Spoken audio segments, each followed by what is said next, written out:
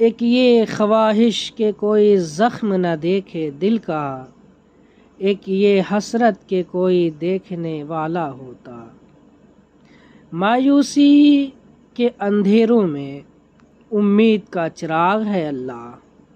حالات کا گھیرا زندگی پر چاہے جتنا بھی تنگ ہو جائے، اللہ کی رحمت سے کبھی مایوس نہیں ہونا، کیوں نہ کہ تمہارا رب تو وہ ہے جس نے سمندر میں بھی راستہ بنا دیا تھا، جس نے آگ کو ٹھنڈا کر دیا تھا، جس نے برسوں کے بچھڑے باپ کو بیٹے سے ملا دیا تھا، وہ اللہ جس نے یوسف کو کنویں سے مصر کے تخت پر پہنچا دیا تھا۔ تم اس رب سے کیسے مایوس ہو سکتے ہو جو ہر چیز پر قادر ہے؟ ممکن ناممکن تو تمہاری سوچ ہے، اس کے لیے تو کچھ بھی ناممکن نہیں ہے۔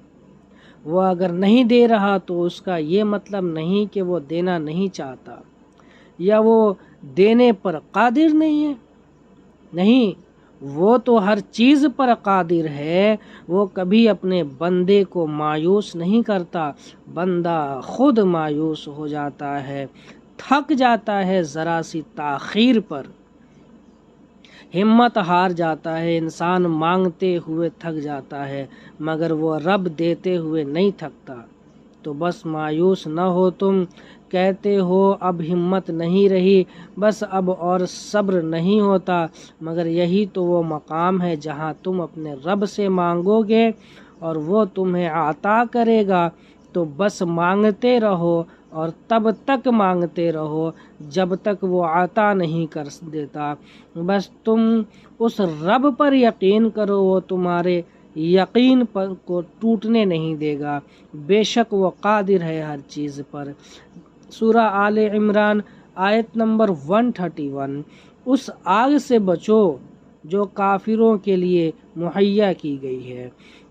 جو نیکی کا راستہ ہوگا وہ بہت کٹھن ہوگا، اس میں کانٹے بھی ہوں گے اور ابو جہل اور ابو لہب جیسے دشمن بھی ہوں گے جو ہر پل تمہاری راہ میں کانٹے بچھائیں گے۔ دیکھو تم گھبرانا مت، تم اللہ سے ابو بکر و عمر جیسا ساتھی مانگ لینا۔ سنو، تم نیکی کا راستہ چننا، اللہ پاک جانتا ہے تم کب سے جھولی پھیلائے اسے منا رہے ہو، اور اسے معلوم ہے تم مسکراہٹوں میں اپنا درد چھپا رہے ہو۔ پریشان کیوں ہوتے ہو؟ اللہ تعالیٰ ہے نا، اس سے مانگو، اس پر یقین رکھو۔ اللہ پاک اس بات سے شرماتا ہے کہ بندہ اپنے ہاتھ اٹھا کر اس سے پھیلائے بھلائی کا سوال کرے اور وہ ہاتھ کو نامراد لوٹا دے۔ سورہ آل عمران 129۔ زمین اور آسمان میں جو کچھ ہے اس کا مالک اللہ ہے، جس کو چاہے بخش دے اور جس کو چاہے عذاب دے، وہ معاف کرنے والا اور رحیم ہے۔